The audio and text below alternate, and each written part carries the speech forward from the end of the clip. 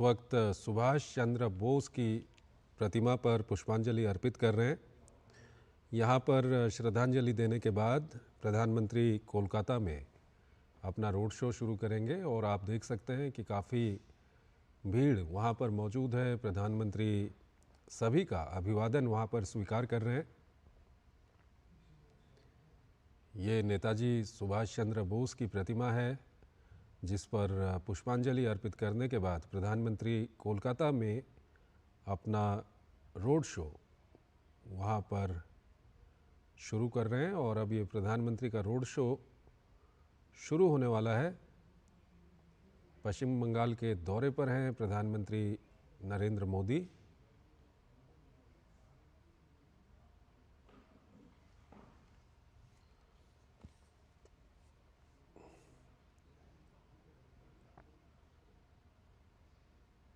तो पश्चिम बंगाल में लोकसभा चुनावों की दृष्टि से काफ़ी महत्वपूर्ण प्रधानमंत्री का ये रोड शो है।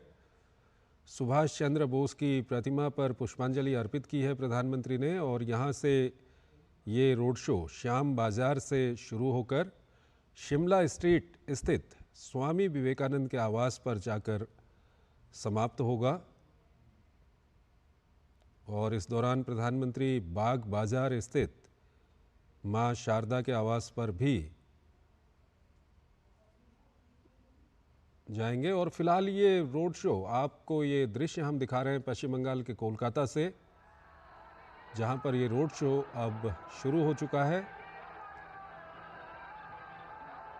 और काफ़ी वहां पर लोगों को इंतज़ार था प्रधानमंत्री नरेंद्र मोदी का। काफ़ी संख्या में वहां पर लोग जमा हुए हैं, ये आप दृश्यों में देख सकते हैं। और अब प्रधानमंत्री नरेंद्र मोदी का रोड शो कोलकाता में शुरू हो चुका है।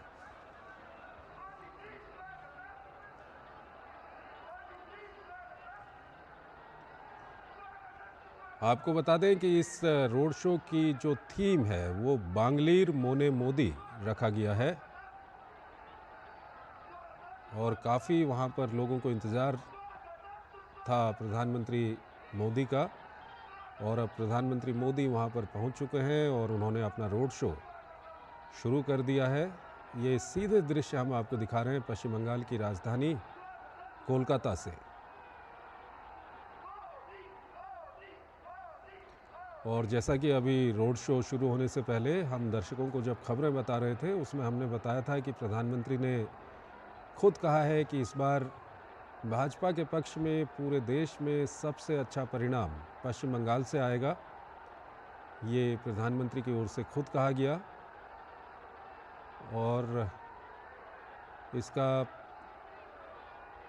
यहाँ पे आप देख भी सकते हैं जिस तरह से यहाँ पर लोग मौजूद हैं और प्रधानमंत्री लोगों का अभिवादन स्वीकार कर रहे हैं। हमारे संवाददाता प्रसन्नजीत बख्शी हमारे साथ जुड़ रहे हैं,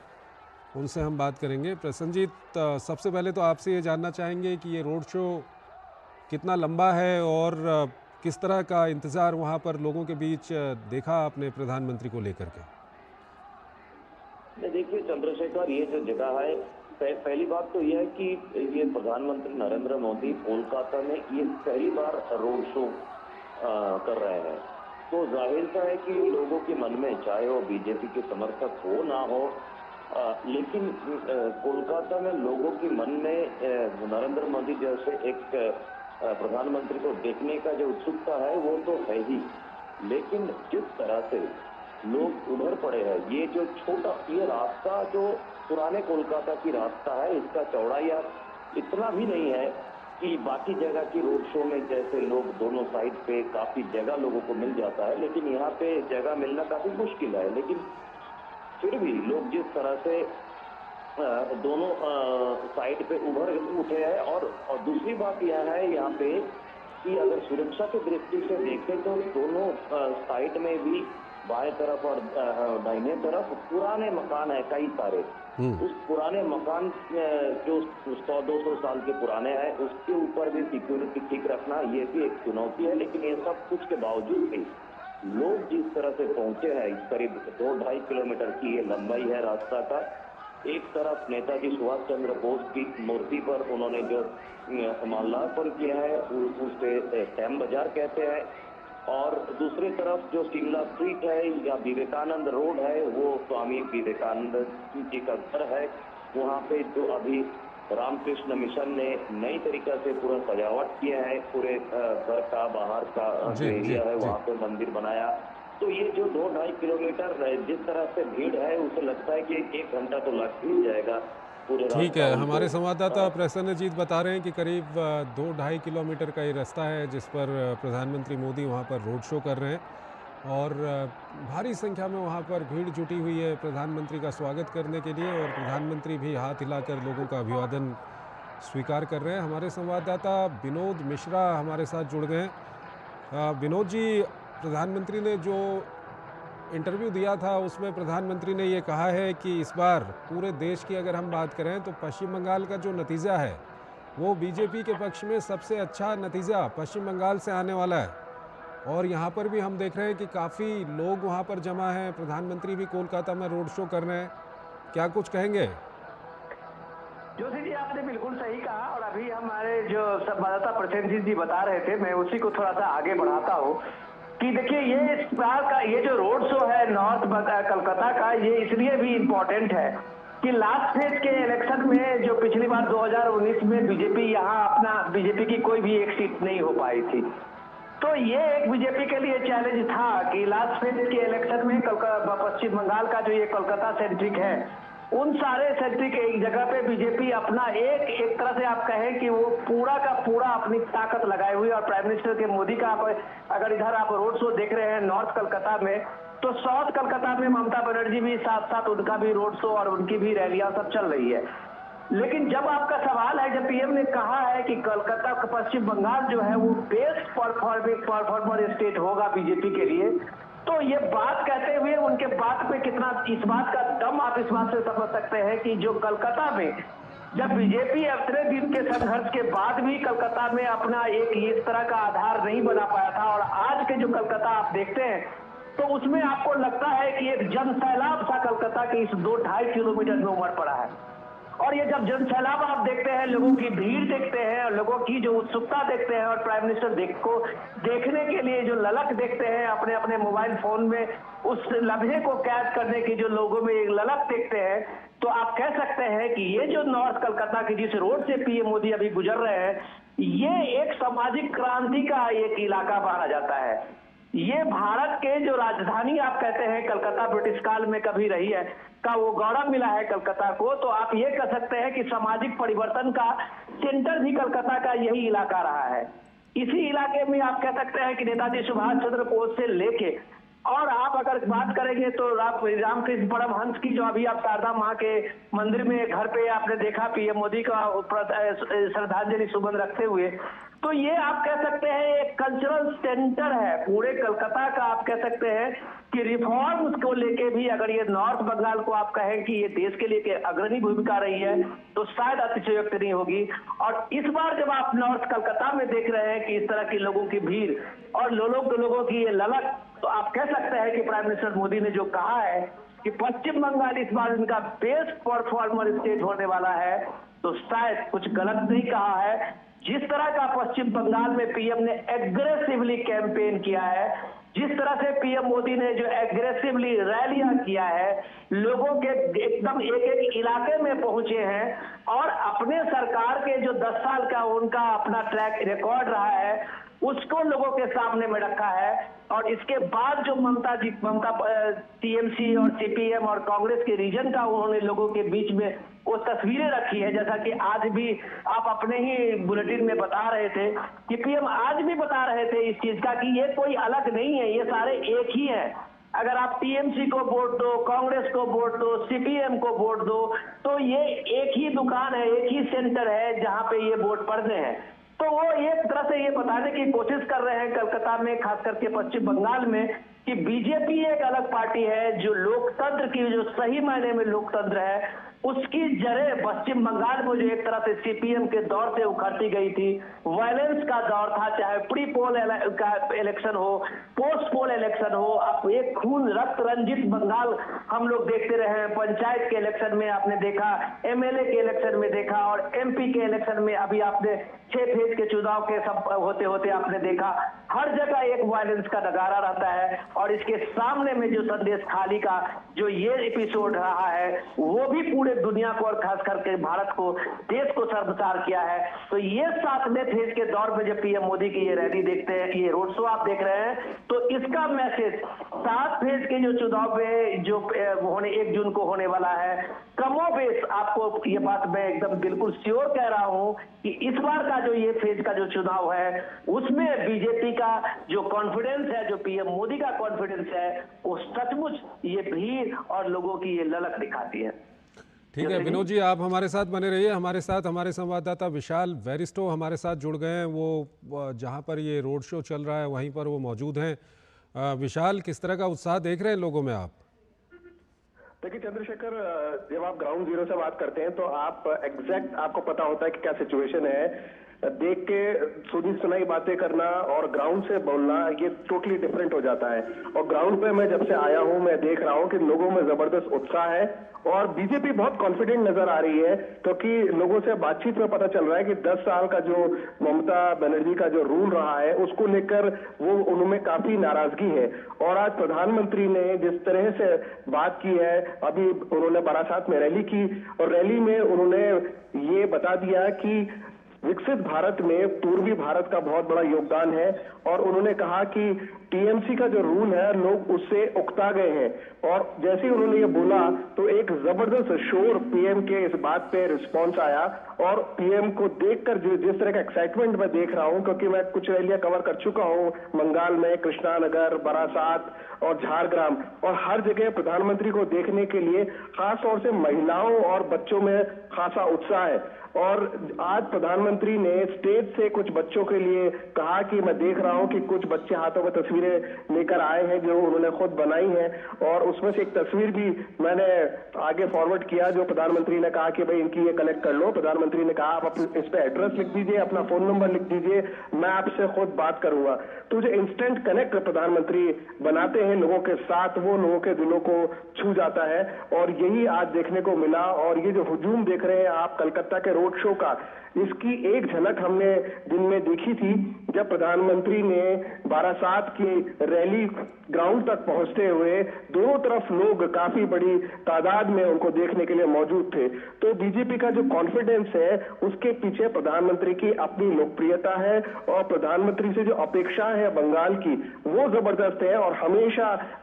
नई ऊंचाइयों को वो छू रहा है। हमने देखा कि छठे चरण में 80% बंगाल में वो मतदान हुआ, 73% 5वें चरण में हुआ, और आखिरी चरण जो है इसमें बीजेपी ने प्रधानमंत्री के नेतृत्व में पूरी ताकत झोंक दी है। और प्रधानमंत्री ने कहा कि मुझे ताकत मिलती है आप लोगों के प्यार से, और आप लोगों का जिस तरह से साइक्लोन के बावजूद आप लोग इतनी तादाद में मुझसे मिलने आए, मेरी बात सुनने आए, उससे मुझे जो एनर्जी मिलती है वो इसका पूरा बदला मैं चुकाऊंगा और बदला चुकाऊंगा बंगाल का विकास करके। चंद्रशेखर,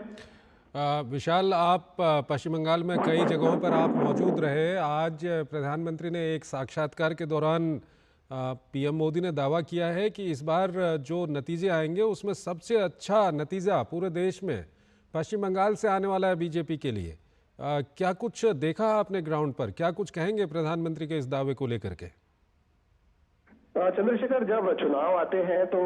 हर नेता अपने हिसाब से दावे करता है, लेकिन ग्राउंड पे जब आप रिपोर्टिंग करने निकलते हैं और ऑफ कैमरा जब लोगों से बातचीत करते हैं तो आपको एक सेंस मिलता है कि किस तरह का माहौल वहां पर बन रहा है। अलग अलग तबके के लोगों से मैंने बातचीत की है और सबने इस एक अपेक्षा जताई है, एक चेंज चाहते हैं वो बंगाल के अंदर। और प्रधानमंत्री और बीजेपी इस बात को अच्छे से समझ चुके हैं। 42 सीटें बंगाल में है, 18 सीटें बीजेपी ने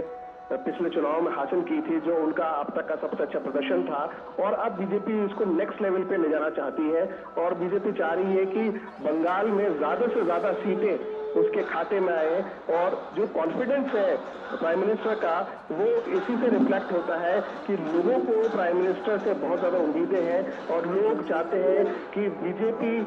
यहाँ पर कुछ बदलाव लेकर आए। आज प्रधानमंत्री ने खुले दिल से ये बात कह दी कि मैं आपको बताना चाहता हूँ कि बंगाल जो है उसमें किस चीज की कमी नहीं है। आजादी से पहले बंगाल पूरे देश को रोजगार देता था, लेकिन ओवर द ईयर्स यहाँ से लोगों का पलायन हुआ, फैक्ट्रियां बंद हो गई, बंगाल के पास रोजगार नहीं है। और पहले लेफ्ट ने लूटा, पहले कांग्रेस ने लूटा, फिर लेफ्ट ने लूटा, और अब तृणमूल कांग्रेस दोनों हाथों से लूट रही है। तो इसका भी हिसाब लिया जाएगा। और मैंने कहा था न खाऊंगा न खाने दूंगा, अब मैं आपसे कह रहा हूं कि जिन जिन ने खाया है उससे निकलवा के जिसका खाया है उसको मैं दूंगा। और इस बात पे एक जबरदस्त रिएक्शन मिला क्राउड की तरफ से। चंद्रशेखर, ठीक है, विशाल हमारे साथ बने रहिए। हमारे साथ विनोद मिश्रा हमारे साथ जुड़े हुए हैं। विनोद जी, अगर पश्चिम बंगाल के चुनाव की हम बात करें तो अब 1 जून को 9 लोकसभा सीट हैं जिन पर मतदान होना है, लेकिन ओवरऑल पश्चिम बंगाल में जितने चरणों में अभी तक मतदान हुआ है उसमें हमने जो कुछ देखा, उसके बाद अगर इन चुनावों की बात करें तो यहाँ पर तुष्टीकरण और भ्रष्टाचार 2 बड़े मुद्दे यहाँ पर उभर के आ रहे हैं, जिसको लेकर लगातार बीजेपी या प्रधानमंत्री मोदी टीएमसी पर हमला कर रहे हैं। क्या कुछ कहेंगे आप? निश्चित रूप से। और चंद्रशेखर जी, जो आप देख रहे हैं कि पश्चिम बंगाल का जो चुनाव का अगर आपने शुरुआती दौर से देखा हुआ तो उस समय में ये चुनाव उसके साथ में संदेश खाली के जो महिलाओं के उत्पीड़न को लेके जो शुरू हुआ था मोमेंटम, ठीक है। और उसके बाद बनते बनते आपने देखा कि ये पूरे बंगाल में एक तरह से इसको लेके आक्रोश बना था। और उस आक्रोश के साथ में आपने देखा कि जिस तरह से बंगाल में मोमेंटम बना ममता बनर्जी के गवर्नमेंट बेटे के खिलाफ में, तो लगभग एक तरह से बैक फुट पे आती गई और हर चीज को करेक्शन करते हुए नजर आई। संदेश खाली में ममता बनर्जी लगातार कहती रही कि ये सब सारे बीजेपी का ड्रामा है, और बाद में ममता बनर्जी की पुलिस से लेके सारे वहां पे बैठ के और कैंप लगा के जब हाईकोर्ट ने फटकार लगाई तो वहां महिलाओं के उत्पीड़न की शिकायतें भी दर्ज कराते हुए दिखी। सवाल ये है कि ममता बनर्जी का जो रूल रहा है टीएमसी का, वो एक तरह से पूरे पुराने सीपीएम की एक कॉपी रही है। आप कह सकते हैं कि वही सीपीएम के जो कैडर थे वो गांव के इलाके में, और जो पीएम टोलेबाज कह रहे थे, वो सारे वही लोग थे जो सीधे सीधे एक पार्टी का झंडा ही शिफ्ट किया था और वो टीएमसी के कैडर हो गए थे। तो वो वायलेंस का जो एक कैरेक्टर रहा है, वो कैरेक्टर जो आप ये देख रहे हैं कि पश्चिम बंगाल में लोकतंत्र को अभी भी आम लोगों के बीच में रीच करने में बहुत दिक्कत हो रही है, इसलिए कि वहां आपने देखा है कि जिस तरह से एक तरह का एक वहां पे वॉलेंटियर्स जो गूंज को उन्होंने बनाया है पार्टी कार्यकर्ता के रूप में, तो आम लोगों की पहुंच जो है वो इस डेमोक्रेसी में एक फेयर इलेक्शन और फेयर करने में एडमिनिस्ट्रेशन के सामने भी उतनी बड़ी चुनौती होती है। जब करप्शन की बात है, जो पिछले 2 साल से देखें कि माननीय जो उच्च न्यायालय का जो इंटरफेरेंस के बाद जितने भी सीबीआई के और ईडी के इंक्वायरी के बाद जब आपने देखा, जो प्राइम मिनिस्टर मोदी आज भी अपने सभाओं में कह रहे थे कि नोटों का पहाड़ आपने अगर पश्चिम बंगाल में देखा होगा तो वहाँ भ्रष्ट मंत्रियों के घर से वो पैसे निकले थे। तो ये सारे चीजें वहाँ टॉक ऑफ द टाउन है, लोग इस चीज बात पर चर्चा कर रहे हैं। लेकिन सबसे कमाल की बात ये हुई इस इलेक्शन में जब कलकत्ता हाई कोर्ट ने ममता बनर्जी सरकार के ओबीसी कोटे को लेके, जब मुस्लिम में 72 जातियों का आरक्षण के नाम मुस्लिम कोटे में ओबीसी कोटे में रखा था, उसको कलकत्ता हाई कोर्ट ने एक्सपोज किया। ये पश्चिम बंगाल में अभी 2-3 फेज के चुनाव में एक बड़ा मुद्दा बना है। बड़ा मुद्दा इसलिए भी है कि लगातार ममता बनर्जी से लेकर टीएमसी, सीपीएम और कांग्रेस का जो वहां कैंपेनिंग था, वो पूरे देश का जो कैंपेनिंग है इंडिया गठबंधन का, उसी के आधार पर था कि संविधान खतरे में था, है लोकतंत्र बचाना है, हमें आरक्षण खत्म हो जाएगा। लेकिन ये चीजें उनके अपने आप एक्सपोज होती गई, और जब प्राइम मिनिस्टर मोदी कहते हैं कि ये इनका इम्पीचमेंट जो है वो कैसे एक्सपोज हुआ है, और जब कलकत्ता हाई कोर्ट ने कहा कि आप धर्म के आधार पे जब पूरे मुस्लिम कम्युनिटी के 72 कास्ट को आप शामिल किया है, तो जाहिर सी बात है कि ये एक गैर संवैधानिक है और इसका ऑब्जेक्टिव सिर्फ वोट बैंक है। तो कलकत्ता हाई कोर्ट के इस मुहर के बाद जब ममता बनर्जी बैकफुट पे आई है, तब से वो कहने लगी है कि हम हाई कोर्ट का ये आदेश नहीं मानेंगे, हम आरक्षण जारी रखेंगे, हम मुस्लिम कम्युनिटी का आरक्षण दे के रहेंगे। तो ये एक पॉइंट था। दूसरा सबसे बड़ा जो उनका सीएए पे रहा है, पश्चिम बंगाल में बीजेपी ने दमखम से सीएए को अपना स्टैंड बताया और सीएए कानून को लागू करने के साथ साथ जब आपने देखा कि पिछले हफ्ते में 200 से ज्यादा पाकिस्तान से आए हुए, बांग्लादेश से आए हुए जो हिंदू सिख कम्युनिटी के शरणार्थी थे, उनको ये मिला, भारत का नागरिकता का प्रमाण पत्र मिला, तो ममता बनर्जी का जो ये भ्रम फैला रहे थे वो लगभग भ्रम वहां पे खत्म हो रहा था। मथुरा समाज का जो एक इस कंस्टिट्यूंसी में भी आप कह सकते हैं कि एक बड़ा प्रभाव है। हर कंस्टिट्यूंसी में कम से कम 18 ऐसे एमपी कंस्टिट्यूंसी है जहां मथुरा समाज का बहुत बड़ा प्रभाव है। और ममता बनर्जी ज्यादा के उसको कहती थी उन समाज को कि अगर आपने सीएए का फॉर्म भरा तो आपकी जो है वो नागरिकता तो ज्यादा मिलेगी नहीं मिलेगी, लेकिन आप जो है वो सख्त के दायरे में आ जाएंगे, आपके पास में ये कानून नहीं होगा, आप यहाँ पे जमीन नहीं ले पाएंगे। लेकिन जब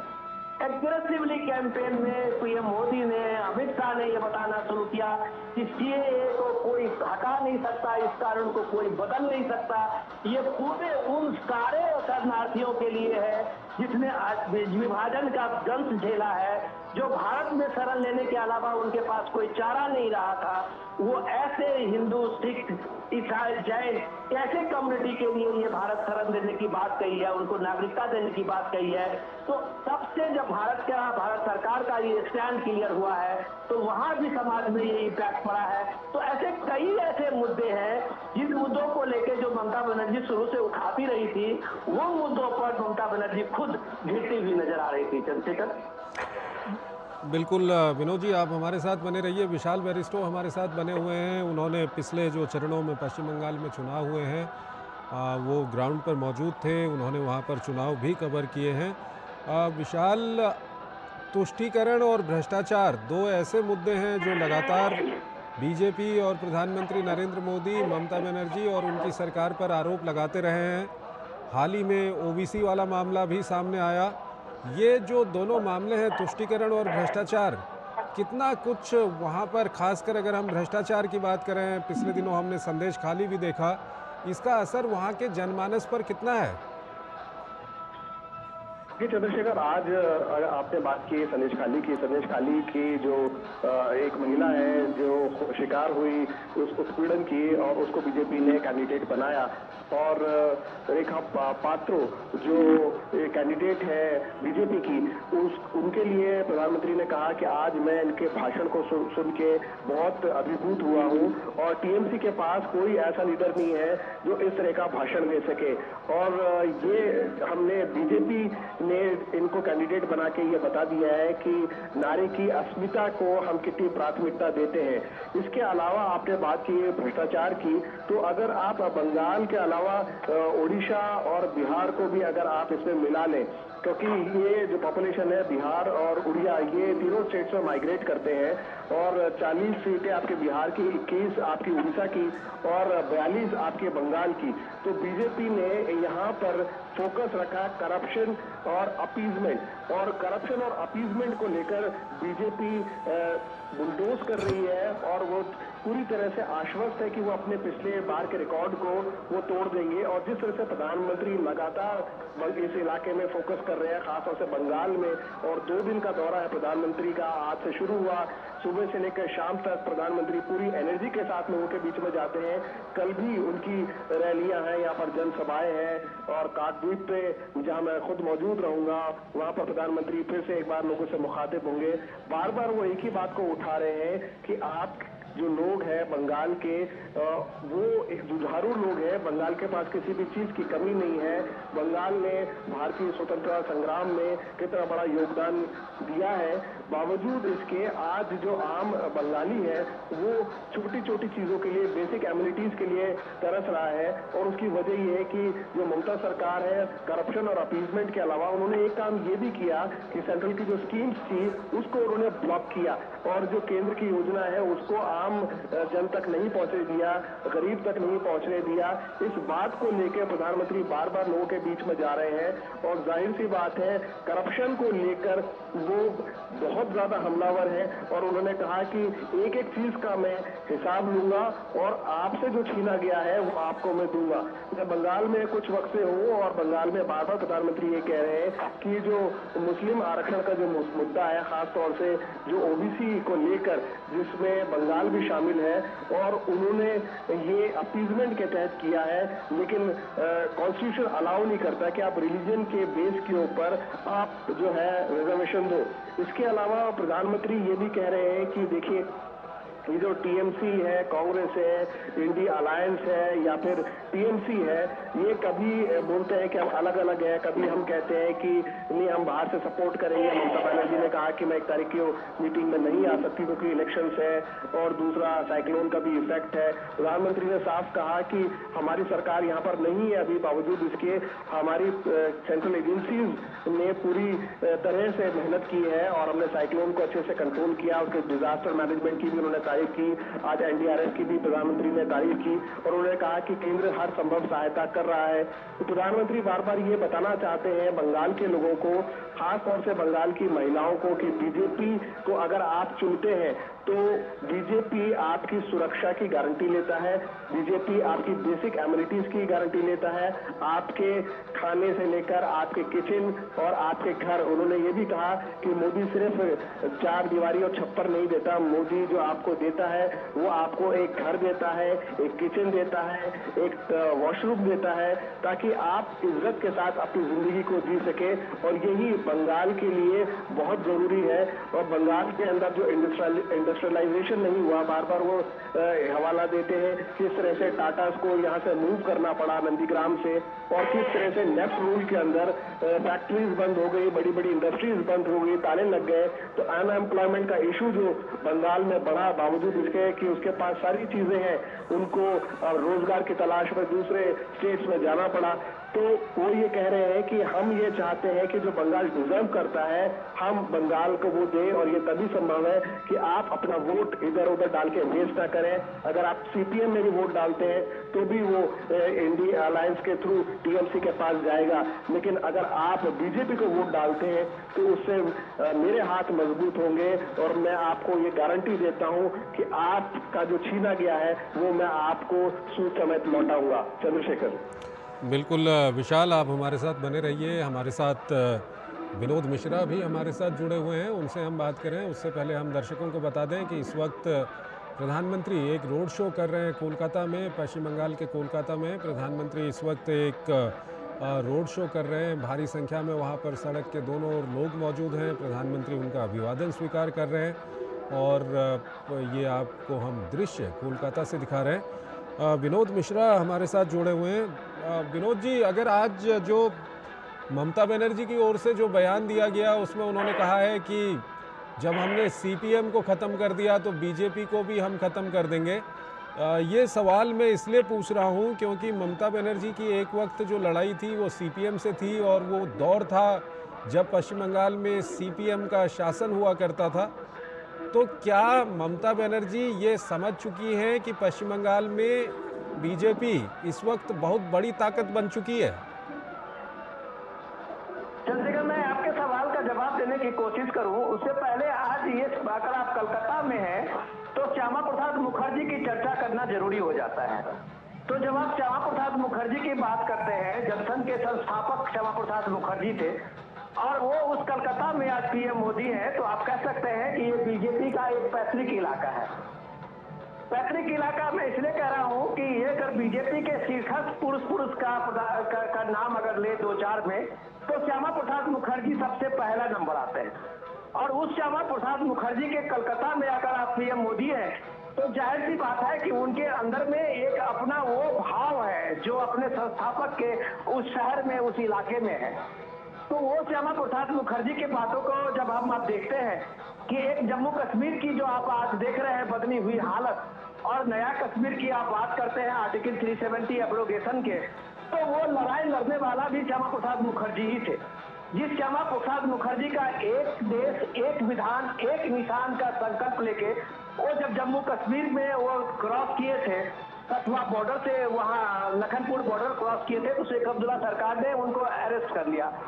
नेहरू जी की सरकार थी केंद्र में, और उसके बाद रहस्यमय तरीके से जब उनको अरेस्ट करके रखा गया था तो उनकी मौत हो गई थी। तब से बीजेपी का वो स्लोगन जारी रहा, और वो जारी रहा पिछले 40-50 साल तक कि जो जहां बलिदान हुए मुखर्जी वो कश्मीर हमारा है। आपको याद होगा बीजेपी ने अपने स्तुति भाव में उस श्यामा प्रसाद मुखर्जी को सामने में रखा, और पीएम मोदी जब जब भी जम्मू कश्मीर की बात करते हैं तो श्यामा प्रसाद मुखर्जी को सबसे पहला नाम लेते हैं। तो बीजेपी का ये पश्चिम बंगाल से एक वो पुराना नाता है, वो ऐसा संबंध है जो ममता बनर्जी सिर्फ एक डायलॉग देके उसको नहीं खत्म कर सकती।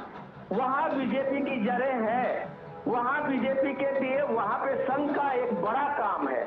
साथ साथ बीजेपी के साथ साथ जब हिंदू संस्कृति की बात आप करते हैं, उसके सारे संस्थापकों के भाव में, आदि पुरुष के भाव में आप पश्चिम बंगाल के इस कलकत्ता के, नॉर्थ कलकत्ता के सेंटर में आप देख सकते हैं, जहां रामकृष्ण मिशन से लेके आप स्वामी विवेकानंद मिशन से लेके आप जितने, जिसको ममता बनर्जी अभी कह रही थी कि ये सन्यासी नहीं बीजेपी के एजेंट है, तो इसी रोड पे पिछले एक हफ्ते बाद पहले आपने देखा होगा कि रैलियां साधु संतों ने निकाली थी, एक बड़ा प्रदर्शन किया था जिसपे प्रधानमंत्री मोदी अभी जा रहे हैं उसी रोड पे। तो ये भाव एक है, लोगों को इस बात का हमेशा अंदेशा रहती है कि ममता बनर्जी के तुष्टीकरण में शायद भारत की जो भारतीयता है, सनातन की जो संस्कृति है, वो कहीं से खत्म होती जा रही है। जब ये मोदी कहते हैं कि पश्चिम बंगाल में अगर हमारी सरकार बनेगी तो यहाँ रामनवमी भी होंगे और दूसरे उत्सवों की तरह यहाँ भी हिंदुस्तान के जो उत्सव है वो मनाए जाएंगे, तो ये लोगों को आह्लादित करता है, जिससे ममता बनर्जी सरकार ने पिछले वर्षों में छीन लिया था। तो आप इस बात को, ममता बनर्जी के उस दावे की कोई अहमियत नहीं रहती है। जहां तक रही बात कि ममता बनर्जी का जो पॉलिटिक्स है इंडिया गठबंधन में, वो एकला चलो के साथ साथ जब वो एक फ्रंट पे आती है, जैसे 1 जून को इंडिया गठबंधन ने अभी अपना एक मीटिंग कॉल किया है और ममता बनर्जी ने साफ साफ मना कर दिया है कि मुझे इंडिया गठबंधन की मीटिंग में नहीं जाना है, हमारी अपनी और पहले से शेड्यूल्ड है। तो इसका मतलब सीधा सीधा है कि ममता बनर्जी कांग्रेस के नेतृत्व में, जिस तरह से कांग्रेस ने एक तरह से गठबंधन को अपने हाथ में लिया है, तो ऐसे गठबंधन में ममता बनर्जी नहीं जाएगी। और ममता बनर्जी ने इसके संकेत इलेक्शन में लास्ट फेज में दे रहे हैं कि हम इंडिया गठबंधन को बाहर से सपोर्ट करेंगे। इसका मतलब वो ये भी कह रही है कि हम गठबंधन में नहीं है। तो ममता बनर्जी की लड़ाई पश्चिम बंगाल में जो एकला चलो का है, वो उनका एग्जिस्टेंस का सवाल है। और एग्जिस्टेंस का सवाल इसलिए भी है कि पश्चिम बंगाल में ममता बनर्जी का ये 13-14 साल का जो टेन्योर शासन रहा है, वो अपने लोएस्ट स्पॉट में है। जब प्राइम मिनिस्टर मोदी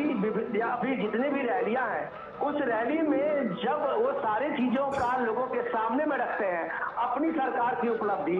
और ममता बनर्जी सरकार की उपलब्धि, जब पीएम कहते हैं कि हम जो भारत का, जो विकसित भारत की बात करते हैं, वो पश्चिम बंगाल के बिना विकसित भारत का संकल्प कैसे पूरा होता है। आज का जो भारत है, वो भारत आप एक ग्लोबल प्लेटफॉर्म पे एक विकसित भारत के रूप में भारत की एक पहचान बनी है, और उसमें जब ये ग्लोबल हब भारत बना है, टूरिज्म को लेके, टेक्सटाइल को लेके, डिजिटल को लेके, नए नए इन्वेंशन को लेके, उसमें बंगाल कहाँ रह गया है। तो जो बंगाल इंडस्ट्री के रूप में आप कह सकते हैं पूर्वी भारत का या पूरे नॉर्थ इंडिया का एक सेंटर होता था, वो ममता बनर्जी के सरकार में 1 रुपये का कोई इन्वेस्टमेंट नहीं आया, कोई इंडस्ट्री नहीं लगी। तो ये बात लोगों को, इस भीड़ में, लोगों की इस ललक में प्राइम मिनिस्टर मोदी से वो उम्मीदें जगती है। वो उम्मीदें जगती है जब प्राइम मिनिस्टर मोदी विकसित भारत की बात करते हैं, तो पश्चिम बंगाल में खास करके शहरी इलाकों में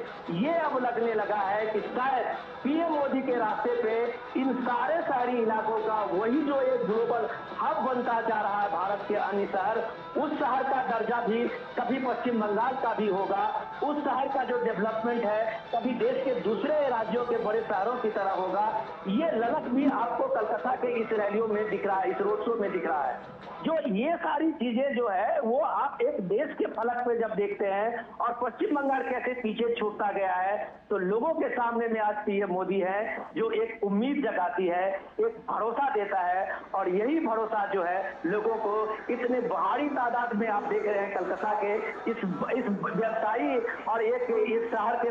भीड़ भाड़ वाले इलाके में रोड के दोनों बगल में लाखों लोग जमा हुए हैं। तो ये एक उम्मीद की मोदी है, और मोदी की जो गारंटी है वो सच में देश के आम लोगों को इस मन में बताता है कि कोई गारंटी का मतलब मोदी की गारंटी होती है। चंद्रशेखर, ठीक है विनोद जी, आप हमारे साथ बने रहिए। विशाल बैरिस्टो हमारे साथ बने हुए हैं। विशाल, इस बार के अगर हम चुनाव की बात करें तो बीजेपी की ओर से बार बार ये भी आरोप लगाए गए कि पश्चिम बंगाल में राज्य की मशीनरी और पुलिस का दुरुपयोग भी किया जा रहा है, जिसमें से एक आरोप ये था कि जो प्रधानमंत्री मोदी का ये रोड शो हो रहा है, इसको लेकर के भाजपा आईटी सेल के हेड अमित मालवीय ने आज सवेरे 2 वीडियो भी डाले थे, और उनका आरोप ये था कि आधी रात के बाद ममता बनर्जी के निर्देश के तहत कोलकाता पुलिस प्रधानमंत्री के रोड शो के मार्ग के विभिन्न बिंदुओं पर बनाए गए स्टेज को हटा रही है। उनके पास सारी मांगे हैं, वो अस्वीकार नहीं करेंगे, लेकिन अनुमति भी नहीं देंगे। क्या कुछ कहेंगे इसको लेकर के, जो पश्चिम बंगाल सरकार की मशीनरी का दुरुपयोग को लेकर के सिर्फ चुनाव के वक्त नहीं बल्कि चुनाव से पहले भी, जब वहाँ पर ईडी की छापेमारी या इस तरह की बातें आती हैं, सीबीआई की छापेमारी की बात आती है, ये कितना बड़ा मुद्दा बन रहा है इस बार?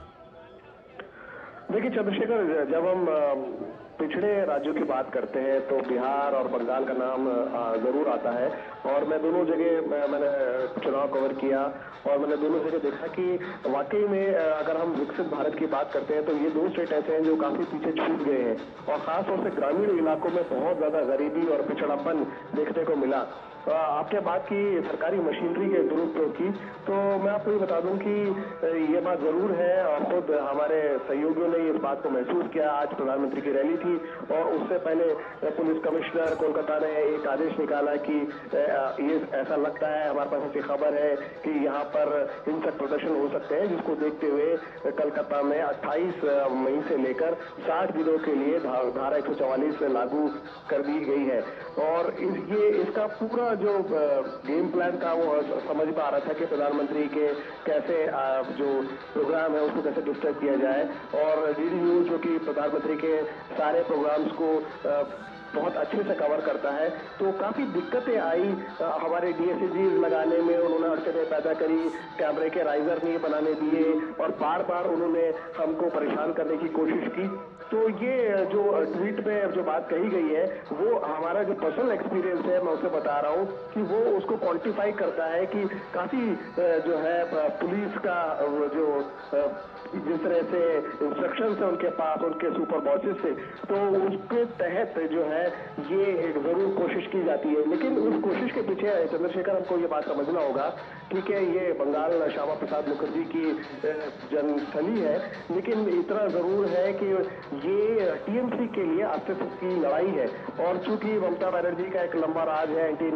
इनकम्बेंसी काफी डेवलप हो चुकी है, संदेश खाली के नाम पे पूरा उनका एक धब्बा लगा उनकी सरकार के ऊपर कि ये महिलाओं की अस्मिता की सुरक्षा नहीं कर सकती है सरकार, जो माँ माटी मानुष का नारा देती है, जो एक ब्रिज का नाम भी माँ के नाम पे रखती है, और ऐसे में अगर माँ सुरक्षित नहीं है तो फिर महिला मुख्यमंत्री होने का क्या मतलब है। तो ये एक अस्तित्व की लड़ाई है टीएमसी के लिए। और अब जबकि प्रधानमंत्री का रोड शो चल रहा है, ऐसे में ममता बनर्जी भी पूरे कलकत्ता में जगह जगह रैलियां कर रही हैं, और काफी जगह हमें ट्रैफिक कंजेशन भी देखने को मिल रहा है, डाइवर्जन भी देखने को मिल रहा है, और वो सिर्फ इसलिए किया जा रहा है ताकि चेक एंड मेट किया जाए। प्रधानमंत्री के हर मूव को चेकमेट करने की कोशिश कर रही है ममता बनर्जी और उनके पार्टी फंक्शनरी, और इसमें उनके साथ स्टेट गवर्नमेंट का पूरा मशीनरी भी जुड़ा हुआ है। लेकिन जब हम बात करते हैं बंगाल के चुनाव की, तो मैं इतना जरूर बता दूं चंद्रशेखर की मैंने बात की थी एक महिला कैंडिडेट है जून मालिया, उनसे मैंने बात की तो उन्होंने कहा कि देखिए चुनाव के अंदर हिंसा होती है, लेकिन अगर टीएमसी के लोगों को, मिदनापुर से वो कैंडिडेट थी, मैंने उनसे पूछा कि क्यों बार बार बंगाल का नाम हिंसा से जुड़ता है, खासतौर से चुनाव के अंदर, तो उन्होंने कहा कि हाँ ये ऐसा नहीं होना चाहिए, लेकिन अगर हमारे को प्रोवोक करेंगे बीजेपी वाले तो हम रिस्पॉन्ड करेंगे और हम अपने लड़कों को रोक नहीं पाएंगे। तो उन्होंने साफ तौर पर माना कि टीएमसी के जो काडर है वो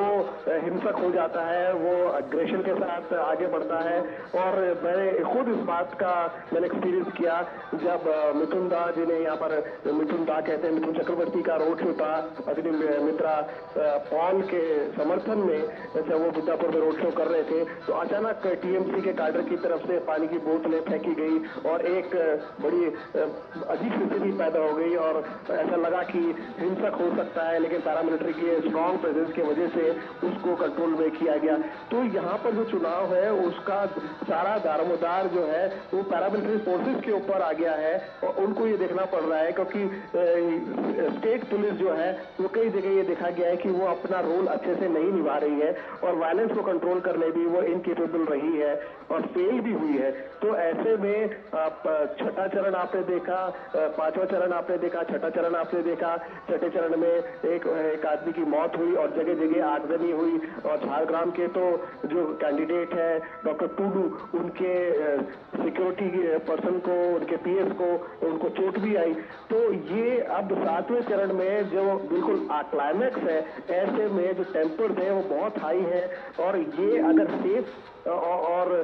प्री एंड प्रिपेयर की तो मैं बात ही नहीं कर रहा हूँ, मैं बात कर रहा हूँ अगर सेफ भी अगर चुनाव आयोजित हो जाते हैं तो ये एक बहुत बड़ी कामयाबी होगी सेंट्रल पैरामिलिट्री फोर्सेस की और चुनाव आयोग की, क्योंकि डर इस बात का है कि अब सातवें चरण जो आखिरी बचा है जिसमें कलकत्ता में चुनाव होना है, कहीं हिंसा और न बढ़ जाए। चंद्रशेखर।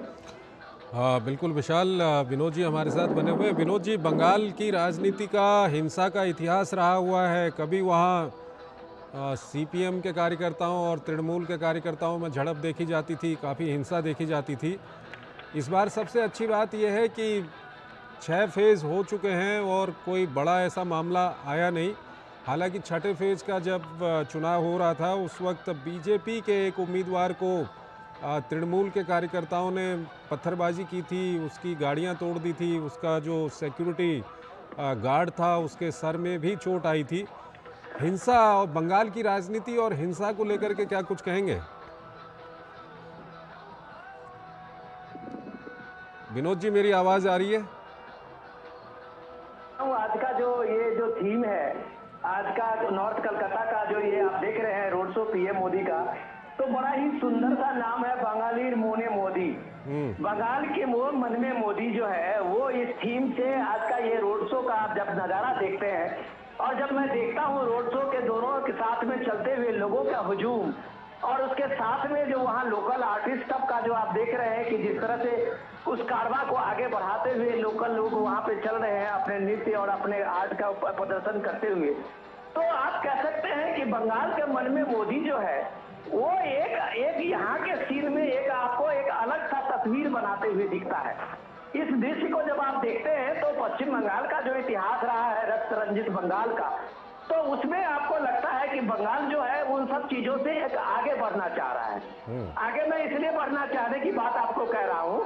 कि उस समय में जब पश्चिम बंगाल में यह आरोप ममता बनर्जी पे हमेशा लगता रहता है कि टीएमसी का ये जो पश्चिम बंगाल के पुलिस फोर्स है वो एक तरह से उसके कार्यकर्ता बन जाते हैं इलेक्शन के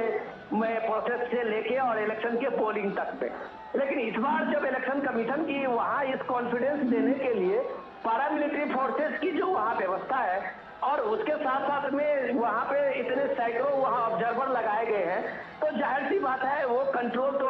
कम से कम इलेक्शन कमीशन का है। उसमें आप नहीं कह सकते हैं कि फ्री एंड फेयर इलेक्शन कराने में कोई शको शुबा की बात होगी। हाँ, एक चरित्र रहा है वहाँ इस तरह का जो दंगे और फसाद का चरित्र रहा है, उससे आप इनकार नहीं कर सकते हैं कि प्री पोल और पोस्ट पोल में इस तरह की संभावनाएं बनती है। लेकिन सबसे बड़ी कमाल की बात यह है कि जब पीएम मोदी आज भी कह रहे थे कि पश्चिम बंगाल में जो उनके कार्यकर्ता है वो जिस भाव से एक उठ खड़े हुए हैं इस सरकार को खप करके तृणमूल सरकार के अगेंस्ट में, तो अब आप इस तरह की चीजें नहीं चलता है, ये विरोध ज्यादा दिन नहीं चलता है जब जनमानस उठ खड़ा होता है। जैसे आपने संदेश खाली में देखा, जब सारी महिलाएं एक गांव की उठ खड़ी हुई तो ममता बनर्जी के सारे पुलिस एडमिनिस्ट्रेशन और प्रशासन की बातें धरी की धरी रह गई थी। तो जब लोग खड़ा होता है, जब आप इस भीड़ को देखते हैं छतों पे, आप जब देख रहे हैं कि सड़कों पे निकले हुए लोग रोड शो में प्राइम मिनिस्टर मोदी का अभिवादन करते हुए, तो बंगाल के मन में मोदी की का जो ये थीम है, तो आप ये महिलाओं को चीयरिंग करते हुए जब आप देखते हैं, तब आप कह सकते हैं कि ये एक बड़ा परिवर्तन पश्चिम बंगाल में दिख रहा है, जिसका एक संकेत प्राइम मिनिस्टर मोदी के इस नॉर्थ कलकत्ता के इस रोड शो में आप देखते हैं। तो ये साधारण सी बात नहीं है। ममता बनर्जी एक हम्बल बैकग्राउंड से आने वाली महिला है, कोई दो मत नहीं है इसमें। माँ माटी मानुष की राजनीति करते हुए पश्चिम बंगाल में उन्होंने अपनी अच्छी जगह बनाई थी। खास करके आप अभी भी कह सकते हैं कि शहरी इलाकों में बीजेपी की पैठ नहीं हो पाई थी। पिछले 2-3 इलेक्शन में गांव में बीजेपी की पैठ बहुत जबरदस्त है। ग्रामीण इलाकों में बीजेपी ने पिछली बार भी 18 सीटें जीती थी। अगर वोट परसेंटेज में आप 2019 का ले तो टीएमसी का 43% था, तो बीजेपी ने वहां 41% वोट सिक्योर किया था। तो सिर्फ 2% बीजेपी अभी पीछे रही है 2019 में। इस बार का नजारा इतना बदला हुआ है, जब आप कह सकते हैं कि अगर ये शहरी मतदाता जिस रोड शो के से आप गुजर रहे हैं और पश्चिम बंगाल में ये लास्ट स्टेज होने वाला चुनाव है, उस चुनाव में शहरी मतदाताओं का एक बहुत जबरदस्त प्रभाव पड़ता है। तो इसका नतीजा आप कह सकते हैं कि बीजेपी का स्ट्राइक रेट 2019 के मुकाबले में 2024 में बहुत जबरदस्त स्ट्राइक रेट होने वाला है। इसलिए पीएम मोदी कहते हैं कि हमारे सबसे ज्यादा अगर बीजेपी कहीं से बेस्ट परफॉर्मेंस स्टेट कोई होगा तो पश्चिम बंगाल होगा। वो कॉन्फिडेंस आपको इस रोड शो से में भी दिखता है। अगर पश्चिम बंगाल के शहरों में, खासकर के कलकत्ता राजधानी में, लोगों का ये हुजूम आप देखते रहे, लोगों की इस हुजूम की उत्सुकता देखते हैं, लोगों की एक ललक देखते हैं, बंगाली मोदी के लिए ये आप एक जोश देखते हैं, तो ये आप कह सकते हैं कि बंगाल के मन में मोदी है। और इस मोदी होने के जो वजह है वो सिर्फ एक नेतृत्व के साथ साथ में पश्चिम बंगाल में जो अव्यवस्था के पिछले इतने बरस रहे हैं और लोगों ने जिस तरह से देखा है, चाहे वो टीचर्स की नौकरी के मामले में हो, जब आपने देखा है कलकत्ता हाईकोर्ट ने 25,000 टीचर्स की नौकरी को एक तरह से सस्पेंड कर दिया था, उसको टर्मिनेट कर दिया था। इसी तरह के आपने सरकारी योजनाओं में देखा कि पश्चिम बंगाल, वहाँ कलकत्ता हाईकोर्ट ने लगभग सारे जो ये फ्लैगशिप स्कीम थे उसमें उन्होंने एक तरह से सीबीआई इंक्वायरी लगा दी है। तो ये लोगों ने वहां देखा है, करप्शन का हालत देखा है, पूरा बंगाल का जो डेवलपमेंट है एक तरह से सीज पड़ा हुआ है। और जब ये सीज पड़ा हुआ है तो लोगों की एक उम्मीद अगर इस दौर में दिख रहा है तो प्राइम मिनिस्टर मोदी से दिख रहा है। तो इसलिए ये कहा जाता है कि बंगाली मोने मोदी,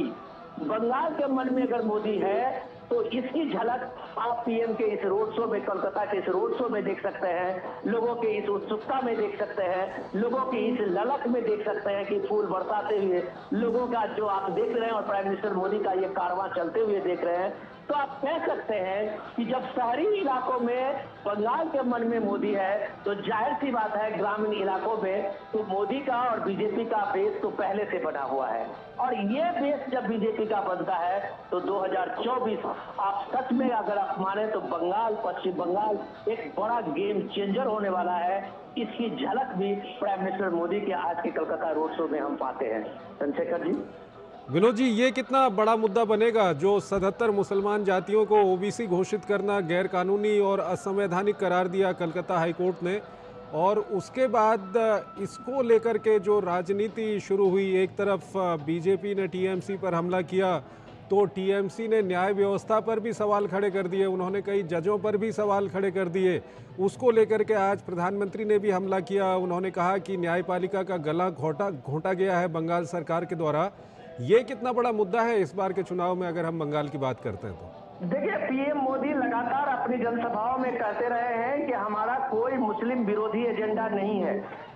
लेकिन साथ साथ जब वो बताते हैं कि बाबा साहब अम्बेडकर के संविधान में धर्म के आधार पे आरक्षण नहीं है तो वो किसी भी हालत में धर्म के आधार पर आरक्षण की बात नहीं होने देंगे जो गैर संवैधानिक है। तो जब पीएम मोदी ने जब इनके जो इंडिया गठबंधन खासकर के टीएमसी के साथ साथ सारी पॉलिटिकल पार्टियों ने ये एक तरह से लगातार एक मुद्दा उठाया था, इसको बनाया था कि आरक्षण खत्म हो जाएंगे। उसके बाद का नतीजा आप देखिए कि कलकत्ता हाई कोर्ट का ये जजमेंट ने ये पूरे नैरेटिव को एक्सपोज कर दिया। ममता बनर्जी ने पिछले 2010 के बाद से लगभग 110 जातियों को, ओबीसी जातियों को ओबीसी के कैटेगरी में रखा है, नई जातियों को लाया था। अब उस 110 जातियों में अगर 78, 72, 72 अगर चंद्रशेखर जी वो सीधे मुस्लिम कम्युनिटी से है, तो आप कह सकते हैं कि वो सीधे सीधे ओबीसी के आरक्षण के साथ में एक अन्याय है। 120 जातियों में अगर 72 सीधे सीधे मुस्लिम जातियों का आता है, तो आप कह सकते हैं कि दूसरे ओबीसी पिछड़ा वर्ग जो है उसके कोटे में कितनी सीटें रह जाती है। मतलब 70 से 72% आप कह सकते हैं कि सिर्फ ओबीसी में सिर्फ मुस्लिम जातियों के लिए रिजर्व हो जाती है। तो ये सवाल कलकत्ता में, खास करके पश्चिम बंगाल में एक बड़ा आप कह सकते हैं कि लोगों का एक चर्चा में है कि लोगों को ये लगने लगा है कि आप चोर दरवाजे से आप धर्म के आधार पे ये आरक्षण की बात करके आपने एक तुष्टीकरण की राजनीति की है। इस आरक्षण को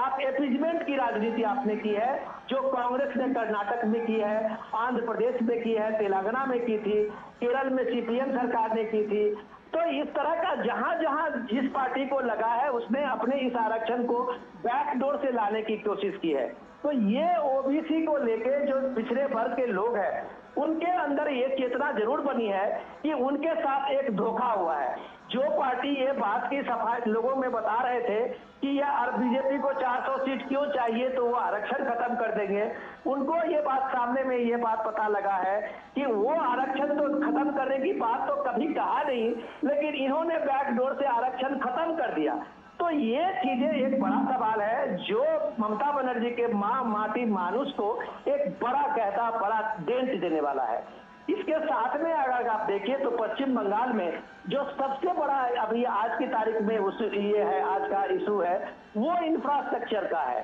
पश्चिम बंगाल हमेशा एक इंडस्ट्री के रूप में कलकत्ता उसका एक सेंटर रहा है, जो पूर्वी भारत से लेके उत्तर भारत का एक बड़ा एक कलकत्ता इसका एक बड़ा सेंटर हुआ करता था। तो जिस दौर में पूर्वी भारत का डेवलपमेंट आज अगर आप देखिए तो नॉर्थ ईस्ट से लेके कनेक्टिविटी पूरे भारत का एक जाल बिछा हुआ है, रोड का, हवाई जहाज का, वाटरवेज का। और इसमें अगर पश्चिम बंगाल अपने उस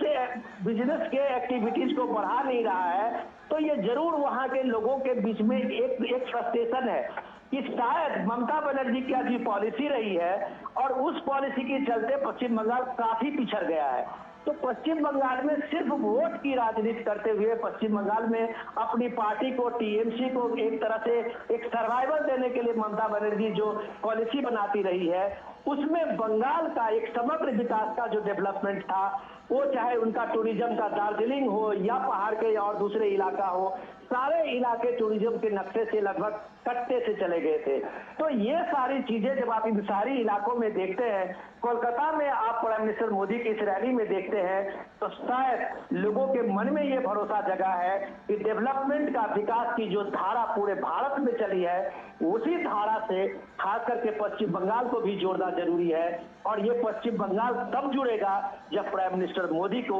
यहाँ से प्राइम मिनिस्टर बनने के लिए एक मजबूत समर्थन होगा। ये अभिव्यक्ति आप लोगों की इस रैली में देख रहे हैं, इस जोश में देख रहे हैं, इसके जोश में देख रहे हैं कि सारे लोग, चाहे कोलकाता के ऊंचे वर्ग के हों, नीचे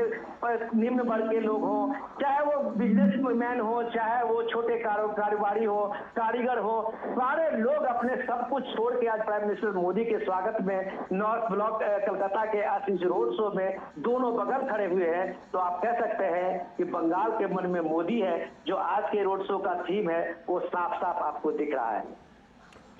ठीक है, विशाल भी हमारे साथ जुड़े हुए हैं। विशाल, हालांकि ये जो मुद्दा है ये पिछले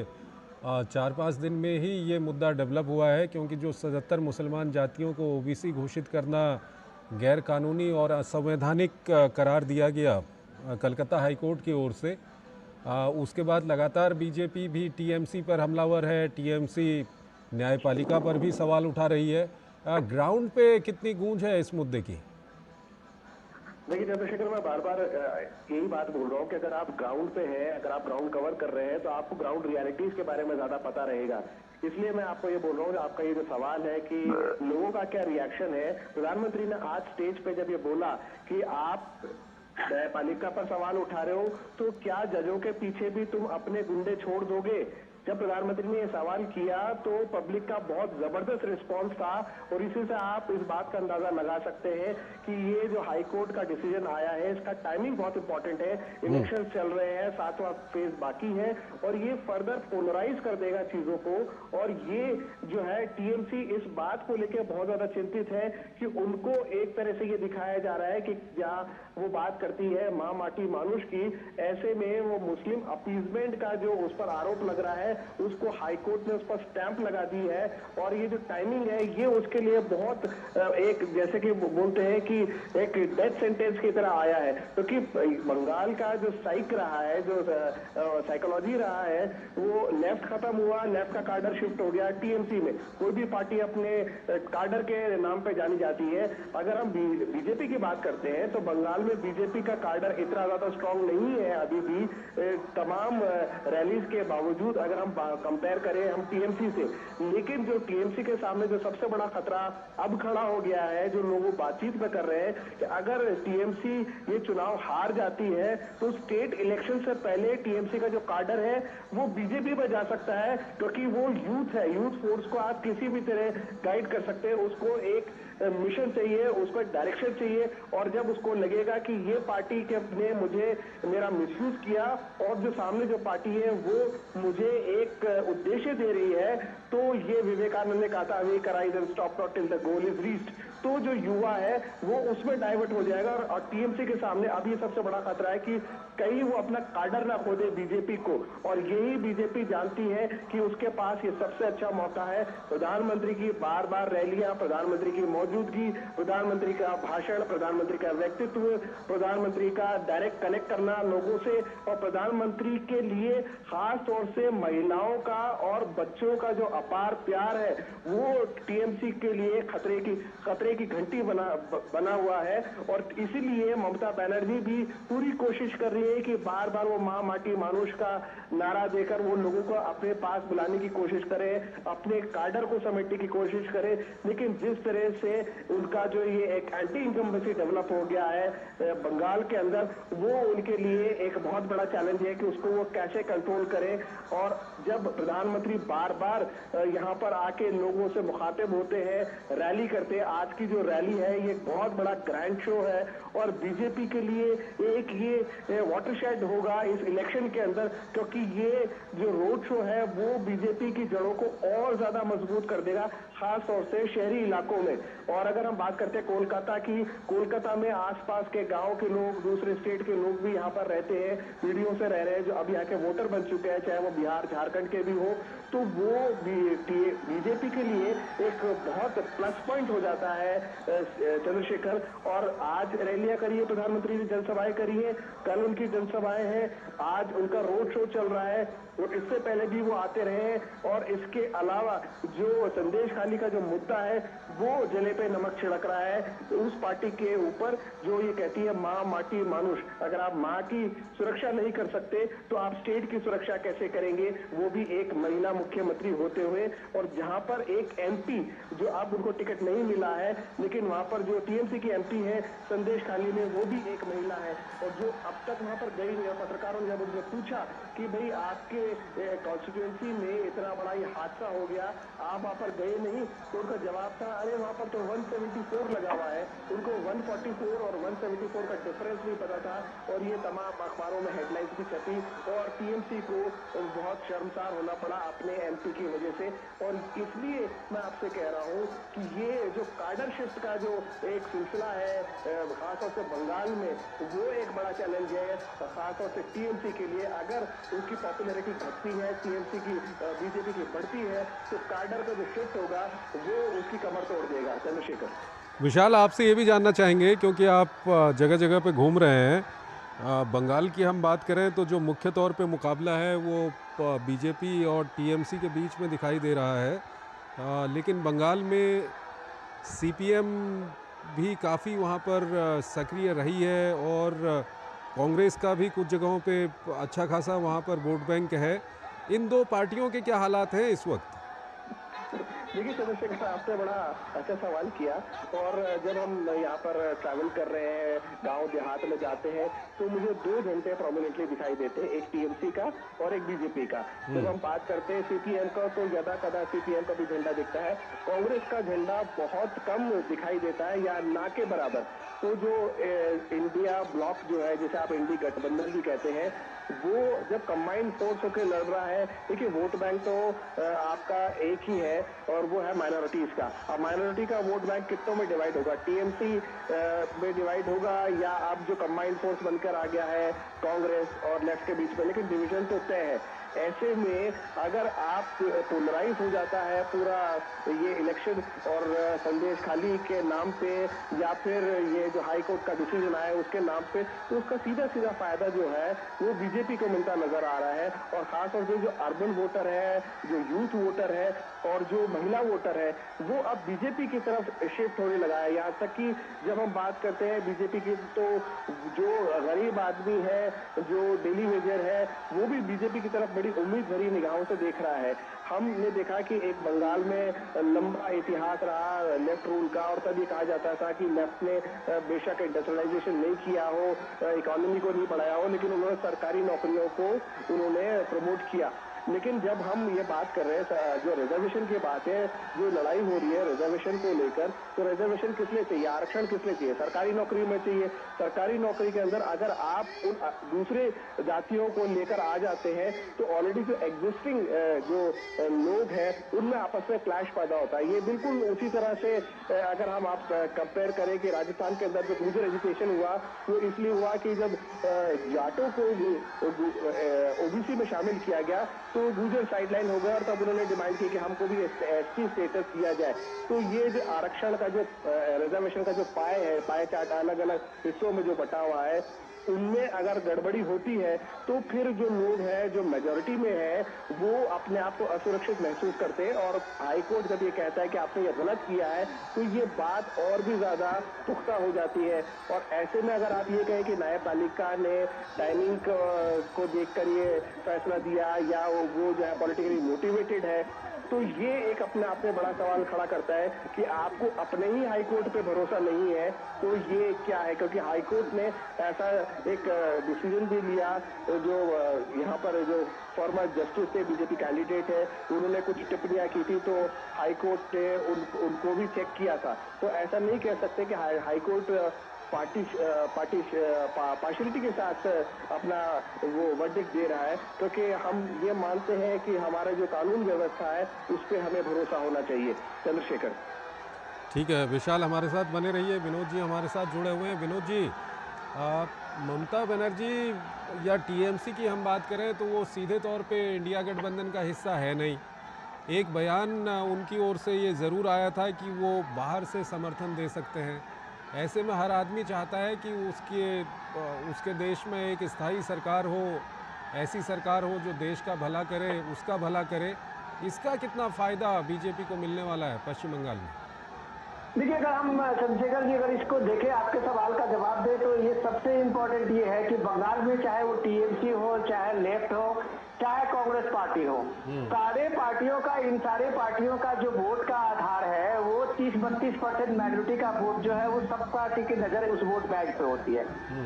अब सीधे सवाल यह है कि सीपीएम की लड़ाई यही थी कि ममता बनर्जी ने पूरे थोक भाव से पूरे के पूरे उस 32% जो मुस्लिम कम्युनिटी जिसको आप बोलते हैं मेजोरिटी में, उसको एक झटके में वो झटक ली थी अपने अलग अलग राजनीति में, अपने अलग अलग एपीजमेंट से।